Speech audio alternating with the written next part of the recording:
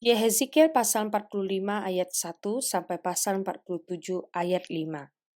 Pada waktu kamu membagi-bagi negeri itu menjadi milik pusakamu dengan jalan mengundi, kamu harus mengkhususkan sebidang dari tanah itu menjadi persembahan khusus yang kudus bagi Tuhan.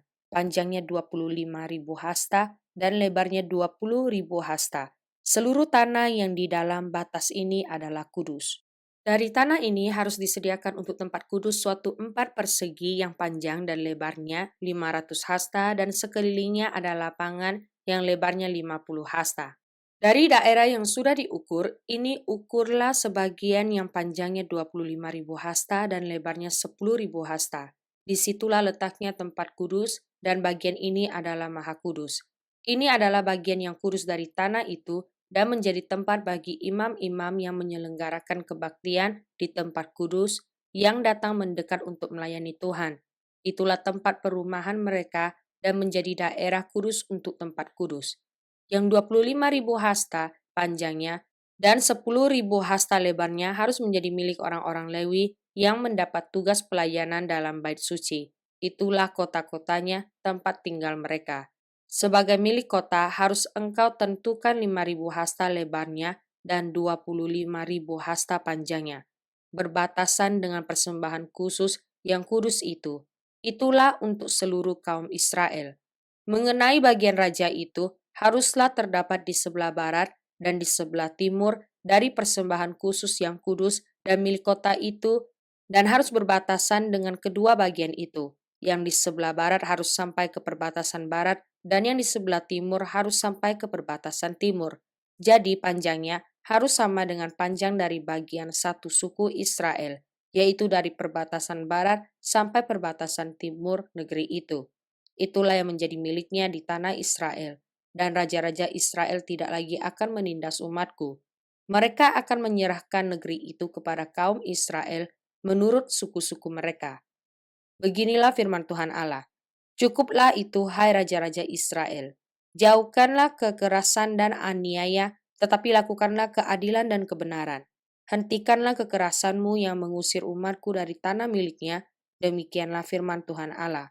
Neraca yang betul, eva yang betul, dan bat yang betullah patut ada padamu. Sepatutnya lah eva dan bat mempunyai ukuran yang sama yang ditera, sehingga satu bat isinya 1/10 homer, dan satu eva ialah 1/10 homer juga. Jadi menurut Homer lah ukuran-ukuran itu ditera. Bagi kamu 1 shikal sepatutnya sama dengan 20 gera. 5 shikal, ya 5 shikal, dan 10 shikal, ya 10 shikal, dan 5 shikal adalah 1 mina. Inilah persembahan khusus yang kamu harus persembahkan. 1/6 eva dari sehomer gandum dan 1/6 eva dari sehomer jelai. Tentang ketetapan mengenai minyak, 1/10 bat dari 1 kor adalah sama dengan 10 bat. Seekor anak domba dari setiap 200 ekor milik sesuatu kaum keluarga Israel. Semuanya itu untuk korban sajian, korban bakaran, dan korban keselamatan untuk mengadakan pendamaian bagi mereka. Demikianlah firman Tuhan Allah. Seluruh penduduk negeri harus mempersembahkan persembahan khusus ini kepada raja di Israel, dan rajalah yang bertanggung jawab mengenai korban bakaran, korban sajian, korban curahan pada hari-hari raya, bulan-bulan baru, hari-hari Sabat, dan pada setiap perayaan kaum Israel. Ialah yang akan mengolah korban penghapus dosa, korban sajian, korban bakaran, dan korban keselamatan untuk mengadakan pendamaian bagi kaum Israel. Beginilah firman Tuhan Allah. Pada bulan yang pertama, pada tanggal 1 bulan itu, ambillah seekor lembu jantan muda yang tidak bercela dan sucikanlah tempat kudus itu. Imam harus mengambil sedikit daripada korban penghapus dosa dan membubuhnya pada tiang-tiang bait suci dan pada keempat sudut jalur keliling yang ada pada mezbah dan pada tiang-tiang pintu gerbang pelataran dalam. Demikianlah engkau harus perbuat pada hari pertama bulan yang ketujuh demi orang-orang yang berbuat dosa dengan tidak sengaja dan tanpa diketahui. Dengan demikian engkau mengadakan pendamaian bagi bait suci. Pada bulan pertama, pada tanggal 14 bulan itu, haruslah kamu merayakan hari raya Paskah. Dan selama 7 hari, kamu harus makan roti yang tidak beragi. Pada hari itu, raja harus mengolah lembu jantan sebagai korban penghapus dosa, karena dirinya dan karena seluruh penduduk negeri. Selama 7 hari raya itu, ia harus mengolah korban bakaran bagi Tuhan. Tiap hari 7 ekor lembu jantan dan 7 ekor domba jantan yang tidak bercela, dan untuk korban penghapus dosa tiap hari seekor kambing jantan.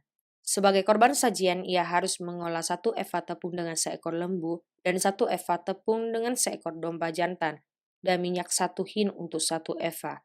Pada bulan ke-7, pada tanggal 15 bulan itu, yaitu pada hari raya, ia harus mengolah seperti ini selama 7 hari, korban penghapus dosa, korban bakaran, korban sajian, dan minyak. Beginilah firman Tuhan Allah. Pintu gerbang pelataran dalam yang menghadap ke sebelah timur haruslah tertutup selama 6 hari kerja, tetapi pada hari Sabat supaya dibuka, pada hari bulan baru juga supaya dibuka.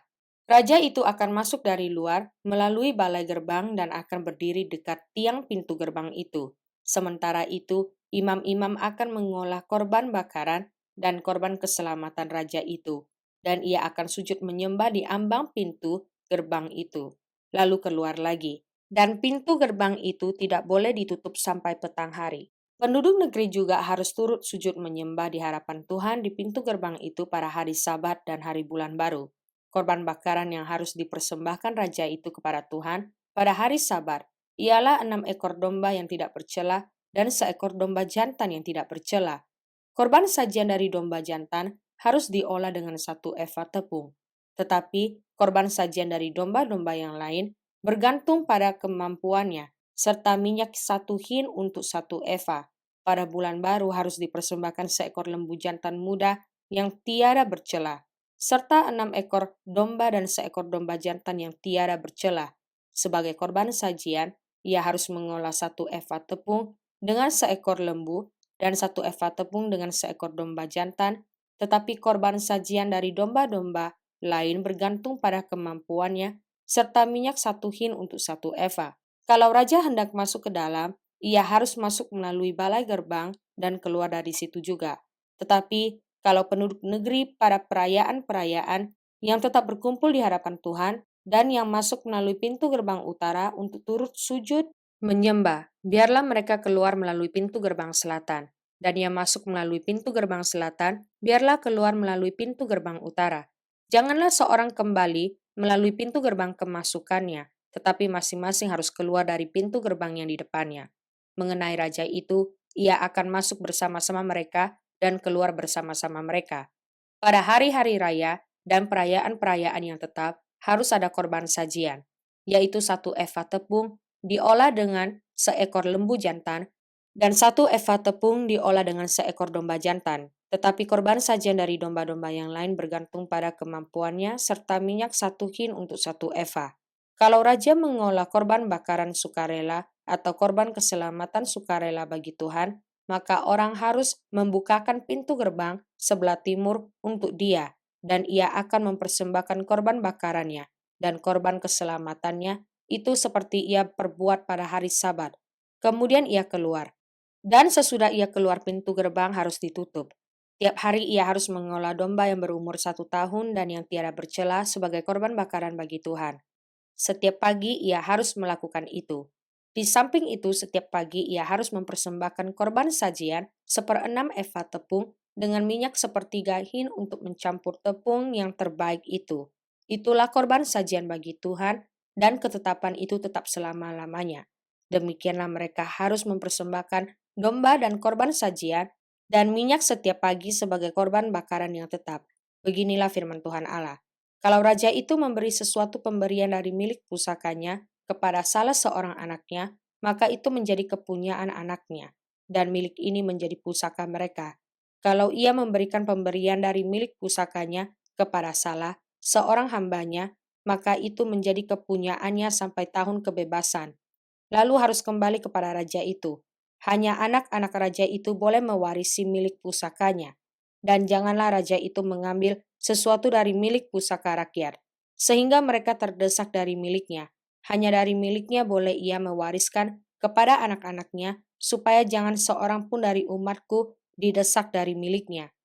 Lalu dibawanya aku melalui pintu masuk yang di samping pintu gerbang ke bilik-bilik untuk para imam yang di sebelah utara tempat kudus, dan sungguh di sana di bahagian barat sekali ada suatu tempat Ia berkata kepadaku, "Disinilah tempatnya imam-imam memasak korban penebus salah dan korban penghapus dosa dan membakar korban sajian, dan mereka tidak boleh membawanya ke pelataran luar, supaya dengan demikian mereka jangan menguduskan umat Tuhan." Kemudian diiringnya aku ke pelataran luar dan membiarkan aku pergi ke 4 sudut pelataran itu. Sungguh, di tiap sudut pelataran itu ada lagi pelataran. Pada keempat sudut pelataran itu ada pelataran-pelataran kecil, 40 hasta panjangnya dan 30 hasta lebarnya. Keempatnya sama ukurannya. Mengelilingi keempat pelataran kecil itu ada tembok batu, dan di bagian bawah tembok-tembok batu itu sekelilingnya diperbuat tempat-tempat memasak. Ia berkata kepadaku, "Inilah dapur tempat memasak, di mana petugas-petugas bait suci memasak korban sembelihan umat Tuhan." Kemudian ia membawa aku kembali ke pintu bait suci, dan sungguh ada air keluar dari bawah ambang pintu bait suci itu dan mengalir menuju ke timur. Sebab bait suci juga menghadap ke timur, dan air itu mengalir dari bawah bagian samping kanan dari bait suci itu sebelah selatan mezbah. Lalu diiringnya aku keluar melalui pintu gerbang utara, dan dibawanya aku berkeliling dari luar menuju pintu gerbang luar yang menghadap ke timur. Sungguh, air itu membual dari sebelah selatan. Sedang orang itu pergi ke arah timur dan memegang tali pengukur di tangannya. Ia mengukur 1.000 hasta dan menyuruh aku masuk dalam air itu, maka dalamnya sampai di pergelangan kaki. Ia mengukur 1.000 hasta lagi dan menyuruh aku masuk sekali lagi dalam air itu. Sekarang sudah sampai di lutut. Kemudian ia mengukur 1.000 hasta lagi dan menyuruh aku ketiga kalinya masuk ke dalam air itu. Sekarang sudah sampai di pinggang. Sekali lagi ia mengukur 1.000 hasta lagi. Sekarang air itu sudah menjadi sungai, di mana aku tidak dapat berjalan lagi, sebab air itu sudah meninggi sehingga orang dapat berenang. Suatu sungai yang tidak dapat diseberangi lagi. Mazmur pasal 136 ayat 17 sampai ayat 26. Kepada dia yang memukul kalah raja-raja yang besar, bahwasanya untuk selama-lamanya kasih setianya, dan membunuh raja-raja yang mulia, bahwasanya untuk selama-lamanya kasih setianya. Sihon raja orang Amori, bahwasanya untuk selama-lamanya kasih setianya, dan Og raja negeri Basan, bahwasanya untuk selama-lamanya kasih setianya, dan memberikan tanah mereka menjadi milik pusaka, bahwasanya untuk selama-lamanya kasih setianya, milik pusaka kepada Israel hambanya, bahwasanya untuk selama-lamanya kasih setianya. Dia yang mengingat kita dalam kerendahan kita, bahwasanya untuk selama-lamanya kasih setianya, dan membebaskan kita daripada para lawan kita, bahwasanya untuk selama-lamanya kasih setianya. Dia yang memberikan roti kepada segala makhluk, bahwasanya untuk selama-lamanya kasih setianya. Bersyukurlah kepada Allah semesta langit, bahwasanya untuk selama-lamanya kasih setianya. Amsal pasal 29 ayat 15 sampai ayat 17. Tongkat dan teguran mendatangkan hikmat, tetapi anak yang dibiarkan mempermalukan ibunya. Jika orang fasik bertambah, bertambahlah pula pelanggaran, tetapi orang benar akan melihat keruntuhan mereka. Didiklah anakmu, maka ia akan memberikan ketentraman kepadamu dan mendatangkan sukacita kepadamu. 1 Yohanes pasal 3 ayat 1 sampai ayat 24. Lihatlah, betapa besarnya kasih yang dikaruniakan Bapa kepada kita, sehingga kita disebut anak-anak Allah. Dan memang kita adalah anak-anak Allah. Karena itu dunia tidak mengenal kita, sebab dunia tidak mengenal Dia. Saudara-saudaraku yang kekasih, sekarang kita adalah anak-anak Allah, tetapi belum nyata apa keadaan kita kelak. Tetapi kita tahu bahwa apabila Kristus menyatakan dirinya, kita akan menjadi sama seperti Dia, sebab kita akan melihat Dia dalam keadaannya yang sebenarnya. Setiap orang yang menaruh pengharapan itu kepadanya, menyucikan diri sama seperti Dia yang adalah suci. Setiap orang yang berbuat dosa melanggar juga hukum Allah, sebab dosa ialah pelanggaran hukum Allah. Dan kamu tahu bahwa Ia telah menyatakan dirinya, supaya Ia menghapus segala dosa, dan di dalam Dia tidak ada dosa. Karena itu setiap orang yang tetap berada di dalam Dia, tidak berbuat dosa lagi. Setiap orang yang tetap berbuat dosa tidak melihat dan tidak mengenal Dia. Anak-anakku, jangan membiarkan seorang pun menyesat kamu. Barang siapa yang berbuat kebenaran adalah benar, sama seperti Kristus adalah benar. Barang siapa yang tetap berbuat dosa, berasal dari iblis, sebab iblis berbuat dosa dari mulanya. Untuk inilah anak Allah menyatakan dirinya, yaitu supaya ia membinasakan perbuatan-perbuatan iblis itu. Setiap orang yang lahir dari Allah tidak berbuat dosa lagi, sebab benih ilahi tetap ada di dalam dia, dan ia tidak dapat berbuat dosa. karena ia lahir dari Allah. Inilah tandanya anak-anak Allah dan anak-anak iblis. Setiap orang yang tidak berbuat kebenaran tidak berasal dari Allah. Demikian juga barang siapa yang tidak mengasihi saudaranya. Sebab inilah berita yang telah kamu dengar dari mulanya, yaitu bahwa kita harus saling mengasihi. Bukan seperti Kain yang berasal dari si jahat dan yang membunuh adiknya. Dan apakah sebabnya ia membunuhnya? Sebab segala perbuatannya jahat dan perbuatan adiknya benar. Janganlah kamu heran, saudara-saudara, apabila dunia membenci kamu. Kita tahu bahwa kita sudah berpindah dari dalam maut ke dalam hidup, yaitu karena kita mengasihi saudara kita. Barang siapa tidak mengasihi, ia tetap di dalam maut. Setiap orang yang membenci saudaranya adalah seorang pembunuh manusia. Dan kamu tahu bahwa tidak ada seorang pembunuh yang tetap memiliki hidup yang kekal di dalam dirinya. Demikianlah kita ketahui kasih Kristus, yaitu bahwa ia telah menyerahkan nyawanya untuk kita. Jadi kita pun wajib menyerahkan nyawa kita untuk saudara-saudara kita. Barang siapa mempunyai harta duniawi dan melihat saudaranya menderita kekurangan, tetapi menutup pintu hatinya terhadap saudaranya itu, bagaimanakah kasih Allah dapat tetap di dalam dirinya? Anak-anakku, marilah kita mengasihi bukan dengan perkataan atau dengan lidah, tetapi dengan perbuatan dan dalam kebenaran. Demikianlah kita ketahui bahwa kita berasal dari kebenaran. Demikian pula kita boleh menenangkan hati kita di hadapan Allah. Sebab jika kita dituduh olehnya, Allah adalah lebih besar daripada hati kita serta mengetahui segala sesuatu. Saudara-saudaraku yang kekasih, jikalau hati kita tidak menuduh kita, maka kita mempunyai kebenaran percaya untuk mendekati Allah. Dan apa saja yang kita minta, kita memperolehnya daripadanya karena kita menuruti segala perintahnya dan berbuat apa yang berkenan kepadanya. Dan inilah perintahnya itu, supaya kita percaya akan nama Yesus Kristus anaknya, dan supaya kita saling mengasihi sesuai dengan perintah yang diberikan Kristus kepada kita. Barang siapa menuruti segala perintahnya, ia diam di dalam Allah dan Allah di dalam dia. Dan demikianlah kita ketahui bahwa Allah ada di dalam kita, yaitu roh yang telah ia karuniakan kepada kita.